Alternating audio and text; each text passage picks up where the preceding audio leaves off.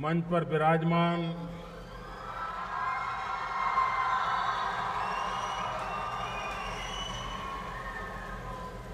राज्यपाल श्रीमान ओम प्रकाश कोहली जी,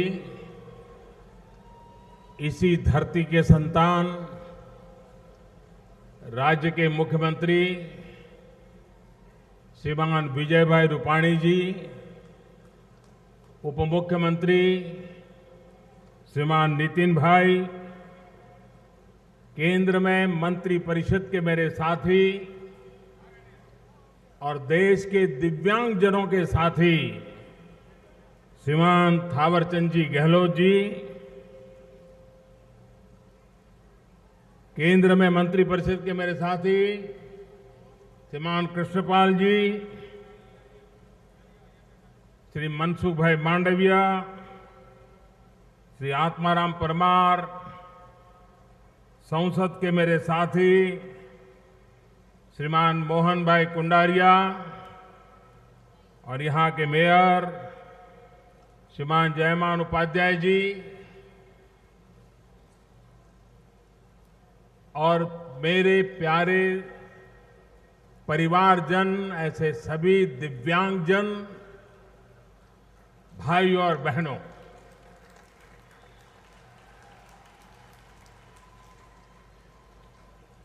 अभी विजय भाई हमारे मुख्यमंत्री जी बता रहे थे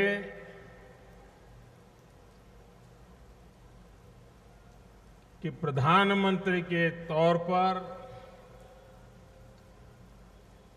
किसी शासकीय कार्यक्रम के निमित्त 40 साल के बाद किसी प्रधानमंत्री का राजकोट आना हुआ है। मुझे बताया गया कि आखिर में प्रधानमंत्री के तौर पर राजकोट में श्रीमान मोरारजी भाई देसाई आए थे। मेरा ये सद्भाग्य है कि मुझे आज राजकोट के जनता जनार्दन के दर्शन करने का अवसर मिला है। मेरे जीवन में राजकोट का विशेष महत्व है। अगर राजकोट ने मुझे गांधीनगर चुन करके न भेजा होता तो आज देश ने मुझे दिल्ली में न पहुंचाया होता।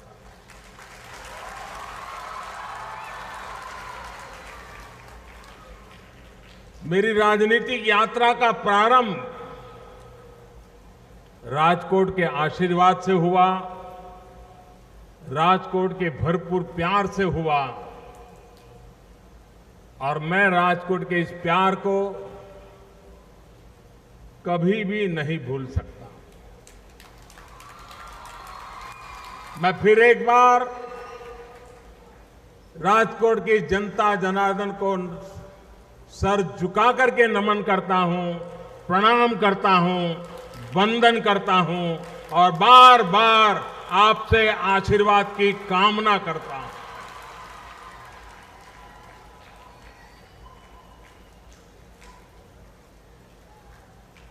जिस समय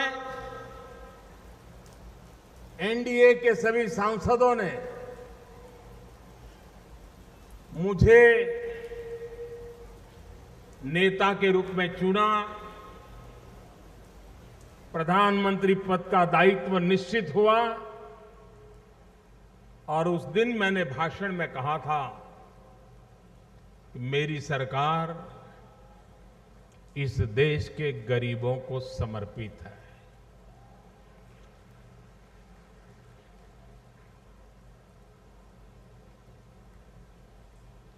ये मेरे दिव्यांगजन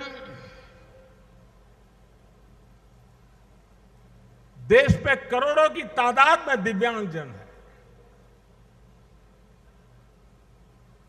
और दुर्भाग्य से अधिकतम मात्रा में जिस परिवार में ये संतान जन्म लेता है, ज्यादातर उस परिवार के जिम्मे ही उसका लालन पालन होता है। मैंने ऐसे कई परिवार देखे हैं, मैंने कई ऐसी माताएं देखी हैं, 25 साल, 27 साल, 30 साल की उम्र है, जीवन के सारे सपने बाकी है, शादी के बाद पहला संतान हुआ और वो भी दिव्यांग हुआ, और मैंने देखा है कि उस पति पत्नी ने, उन मां बाप ने अपने जीवन के सारे सपने उस बालक को न्यौछावर कर देते हैं। जीवन में यही की सपना रहता है कि परिवार में पैदा हुआ ये दिव्यांगजन, ईश्वर ने हमें दायित्व दिया है और इस दायित्व को ईश्वर भक्ति की तरह हमें निभाना है। ऐसे लाखों परिवार हमारे देश में। लेकिन मेरे प्यारे देशवासियों,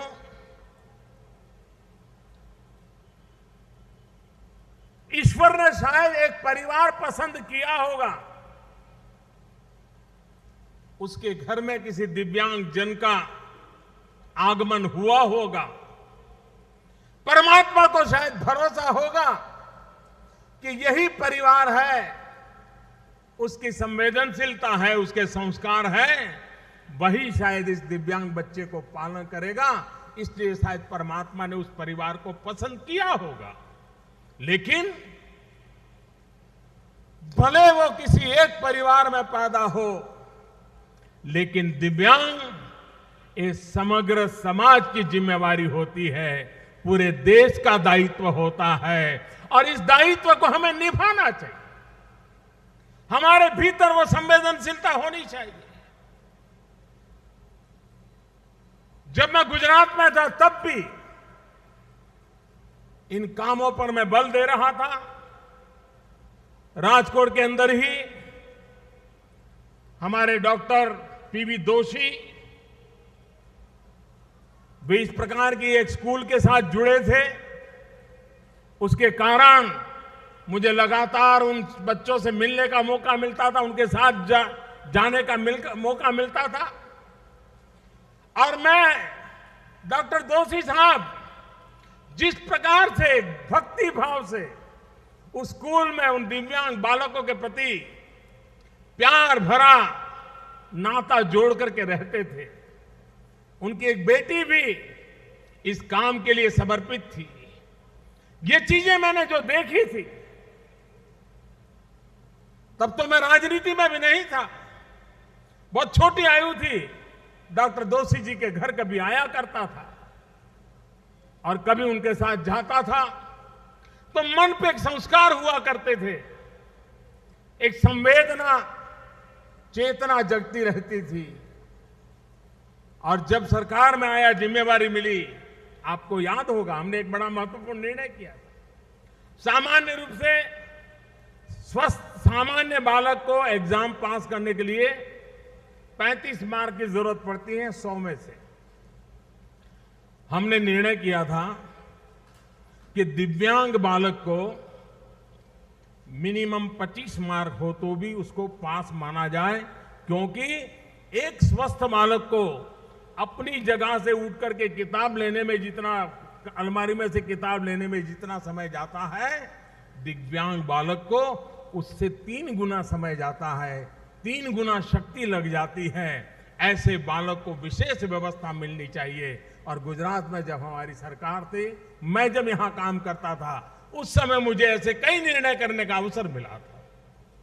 जब हम दिल्ली गए, बारीकी से एक चीज देखने लगे कि भाई आखिर इन विषयों में क्या हाल है। सिर्फ हमने दिव्यांग जनों के लिए दिव्यांग शब्द खोज करके ही अपना काम पूरा नहीं किया। आप यहां देख रहे हैं एक बहन जो सुन नहीं सकते, बोल नहीं सकते, उनको निशानी से मेरा भाषण सुना रही है, उनको समझा रही है कि मैं क्या बोल रहा हूं। आपको जानकर के हैरानी होगी, आजादी के 70 साल के बाद भी ये जो निशानी की जाती है, साइनिंग की जाती है अलग अलग भाषा समझाने के लिए, हिंदुस्तान के हर राज्य में वो अलग अलग थी। भाषाएं अलग थी, वो तो मैं समझता था, लेकिन दिव्यांगजनों के लिए एक्शन की थी, उसमें भी बदलाव था। इसके कारण अगर तमिलनाडु का दिव्यांगजन है और गुजरात की कोई टीचर है, वो दोनों के बीच में संवाद संभव नहीं था। ये भी जानती थी कि दिव्यांग के साथ कैसे बात करना, वो भी जानता था कौन सी निशानियां, लेकिन तमिल भाषा में जो पढ़ाई गई वो निशानियां अलग थी, गुजराती में पढ़ाई गई निशानियां अलग थी। और इसलिए पूरे देश में मेरा दिव्यांगजन कहीं जाता था और कुछ कहता था तो समझने के लिए इंटरप्रेटर नहीं मिलता। हमने सरकार में आने के बाद, काम बड़ा है या छोटा वो बात का विषय है, लेकिन सरकार संवेदनशील होती है तो कैसे सोचती है। हमने कानून बनाया और देश के सभी बालकों को एक ही प्रकार की निशानी सिखाई जाए, एक ही प्रकार के टीचर तैयार किए जाए, ताकि हिंदुस्तान के किसी भी कोने में, इतना ही नहीं, हमने उस साइनिंग सिस्टम को स्वीकार किया है कि अब हिंदुस्तान का बालक दुनिया के किसी देश में जाएगा तो भी निशानी से अगर उसको सीखना है तो वो लैंग्वेज उसको अवेलेबल हो गई है। काम भले छोटा लगता हो, लेकिन एक संवेदनशील सरकार किस प्रकार से काम करती है, इसका एक जीता जागता उदाहरण है। 92 से, याद रखिए, 1992 से सामाजिक अधिकारिता विभाग के द्वारा दिव्यांगजनों को साधन देने के विषय में विचार हुआ, बजट देना शुरू हुआ। आजादी के इतने साल के बाद हुआ। आपको जानकर के हैरानी होगी, 92 से लेकर के 2013 तक, जब तक हमारी सरकार नहीं बनी थी, तब तक इतने सालों में देश में सिर्फ 55 ऐसे कार्यक्रम हुए थे जिसमें दिव्यांगजनों को बुला करके कोई साधन दिए गए थे। 55। भाइयों बहनों, 2014 में आए, आज 2017 है। 3 साल के भीतर भीतर हमने 5500 कार्यक्रम किए, 5500।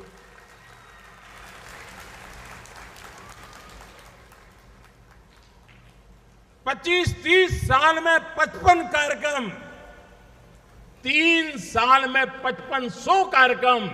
ये इस बात का द्योतक है कि ये सरकार की संवेदना कितनी है।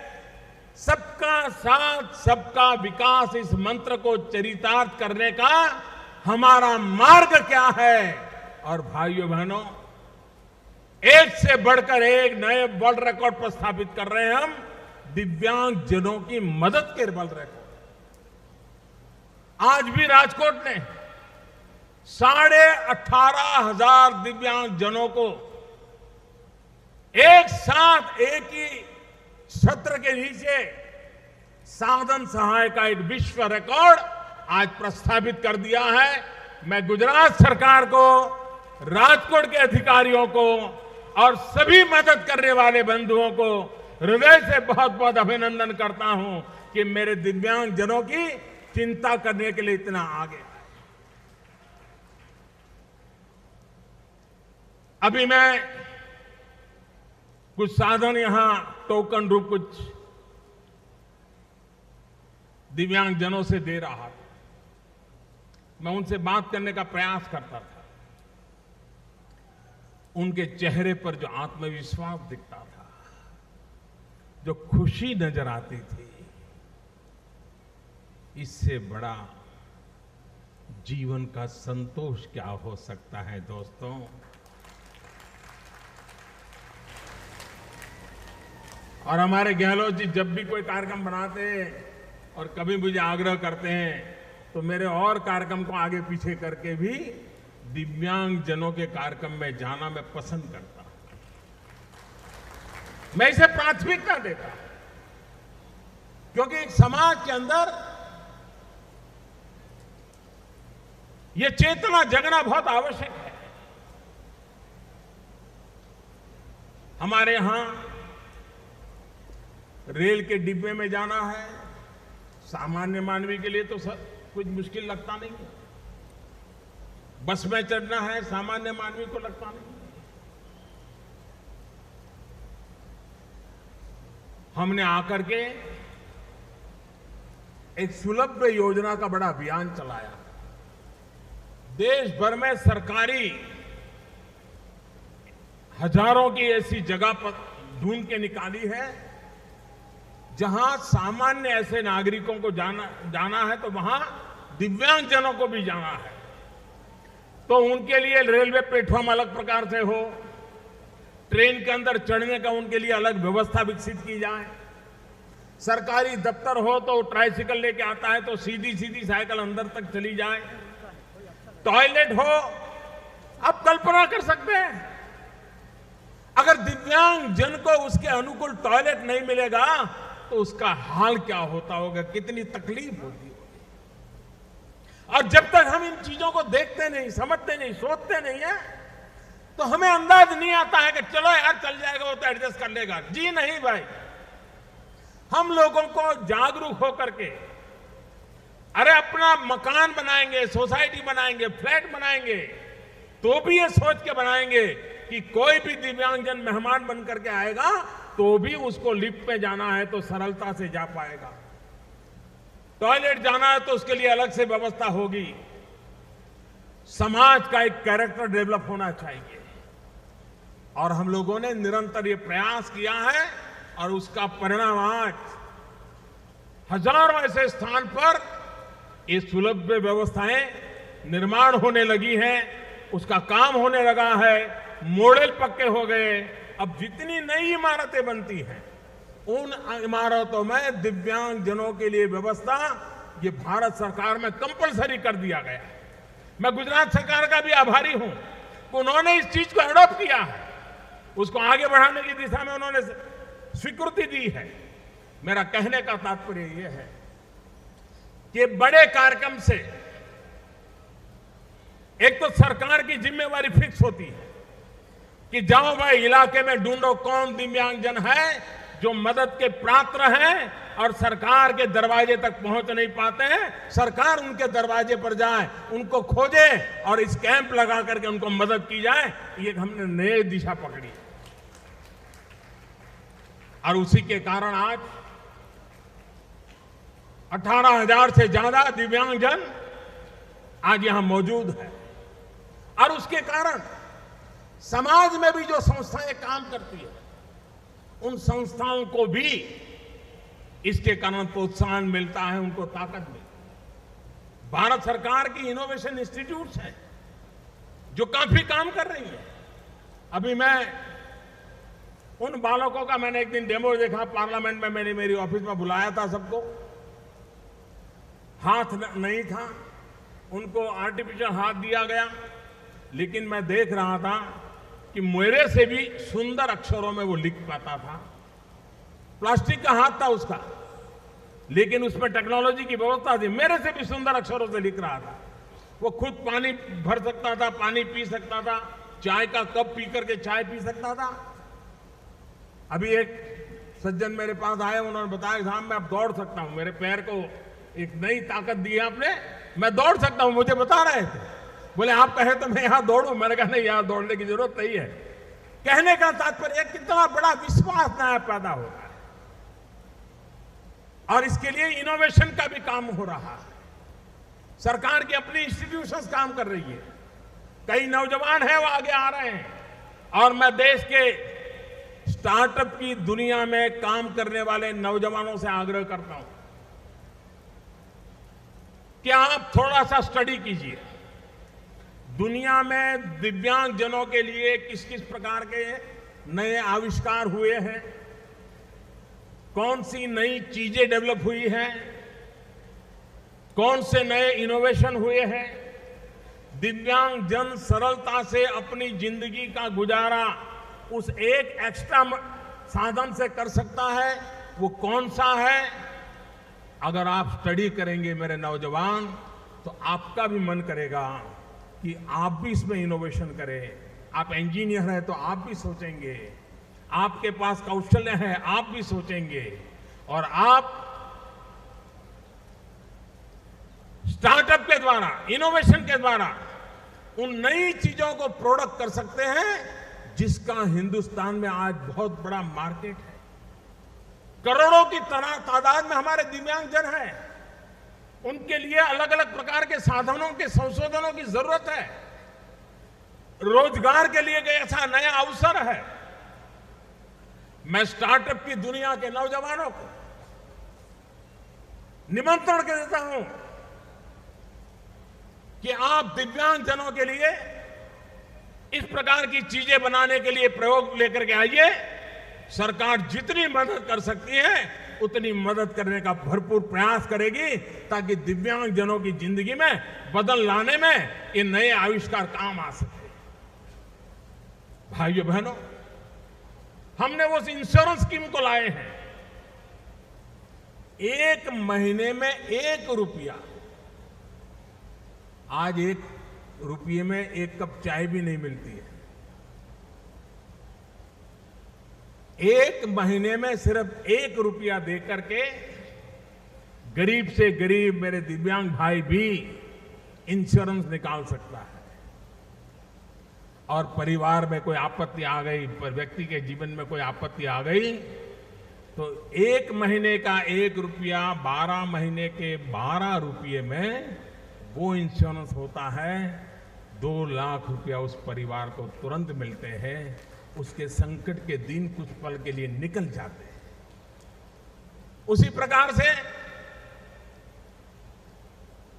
1 दिन का 1 रुपया ऐसी भी इंश्योरेंस स्कीम निकाली है। 30 दिन के 30 रुपये, साल भर के 360 रुपये, और उसके तहत भी उसको बहुत बड़ी मात्रा में राशि कोई संकट आया तो मिल सकती है। अब तक 13 करोड़ परिवार, भारत में कुल परिवार 25 करोड़ है, कुल परिवार 25 करोड़ है, 13 करोड़ परिवार इस योजना के साथ जुड़ चुके हैं। मैं सभी दिव्यांगजनों के परिवारों से आग्रह करता हूं, इस योजना का लाभ सामान्य नागरिक के लिए तो है ही है, लेकिन मेरे दिव्यांग परिवार उसको सबसे ज्यादा फायदा उठाए। जिस परिवार में एक आध भी दिव्यांग है, आप इस योजना का लाभ उठाएं। आपके बालक के भविष्य के लिए ये सरकार प्रतिबद्ध है। आप आगे आइए। साल भर के 12 रुपए निमित्त है, स्टेशनरी का भी खर्चा नहीं है, लेकिन एक प्रक्रिया के लिए है। भाइयों बहनों, ऐसे अनेक योजनाएं भारत सरकार ने गरीबों के लिए, हमारा सपना है 2022 भारत की आजादी के 75 साल होंगे। 70 साल बीत गए। करोड़ों लोग ऐसे हैं जिनके पास रहने का अपना घर नहीं है। भाइयों बहनों, 2022 तक हिंदुस्तान के हर उस परिवार को अपना मकान हो, ये सपना पूरा करने के लिए हम आगे बढ़ रहे हैं। हर परिवार को अपना छत हो, रहने के लिए घर हो, और घर भी जिसके अंदर शौचालय हो, बिजली हो, पानी का नलका हो, नजदीक में बच्चों के लिए स्कूल हो, बुजुर्गों के लिए नजदीक में दवाई की व्यवस्था हो। 2022 तक काम बहुत बड़ा है, मैं जानता हूं। जो काम 70 साल में करने में दिक्कत आई, उसको 5 साल में करना कितना कठिन होगा, इसका मुझे पूरा अंदाज है। लेकिन भाइयों बहनों, अगर 30 साल साल में 55 कैंप लगते हैं और 3 साल में 5500 कैंप लग सकते हैं, तो 75 साल में नहीं हुआ वो 5 साल में भी हो सकता है। करने का माजा चाहिए, इरादा चाहिए, देश के लिए जीने की तमन्ना चाहिए, परिणाम अपने आप मिलता है दोस्तों। और उसी भाव से इस काम को करने का हमारा प्रयास है। गरीब परिवार को किस प्रकार से लाभ मिले, मध्यम वर्ग परिवार बहुत कुछ अपने बलबूते पर करता है, लेकिन उसको जितना अवसर मिलना चाहिए, गरीबी के कारण उसकी ताकत वहां की तरफ डाइवर्ट करनी पड़ती है। अगर मेरे देश का गरीब बाहर आया तो मेरा देश का मध्यम वर्ग हिंदुस्तान को कहां से कहां पहुंचाने की ताकत लेके खड़ा हो जाएगा, जिसका शायद ही किसी को अंदाज होगा। भाई, दुनिया चकित है जिस प्रकार से विश्व में आज भारत एक ताकत बनकर के उभरा है, विकास की नई ऊंचाइयों को पार करने लगा है। और इसलिए मेरे प्यारे राजकोट के भाइयों बहनों, आपने मुझे बहुत कुछ सिखाया है, बहुत कुछ दिया है।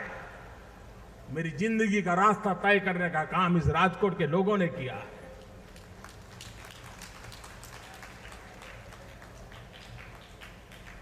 ये भाव जीवन भर मन में रखते हुए आज इस धरती को नमन करने के लिए आने का मौका मिला, आप सबके आशीर्वाद लेने का मौका मिला, मेरे दिव्यांग जनों के आशीर्वाद लेने का मौका मिला। इससे मेरा कोई सौभाग्य नहीं हो सकता है। मैं फिर एक बार श्रीमान गहलोत जी, उनका डिपार्टमेंट, जो सचमुच में हिंदुस्तान में कभी किसी डिपार्टमेंट की इतनी सक्रियता भूतकाल में इस डिपार्टमेंट की किसी ने देखी नहीं, वो सक्रियता देने का काम श्रीमान गहलोत जी ने करके दिखाया है। और वो आज आपके सामने है कि 18,000 से ज्यादा मेरे दिव्यांगजनों को जो भी उनकी आवश्यकताएं हैं उसकी पूर्ति करने का एक प्रयास आज हो रहा है। मैं फिर एक बार इस धरती को नमन करता हूं, यहां के लोगों को नमन करता हूं। आप सबका बहुत बहुत धन्यवाद।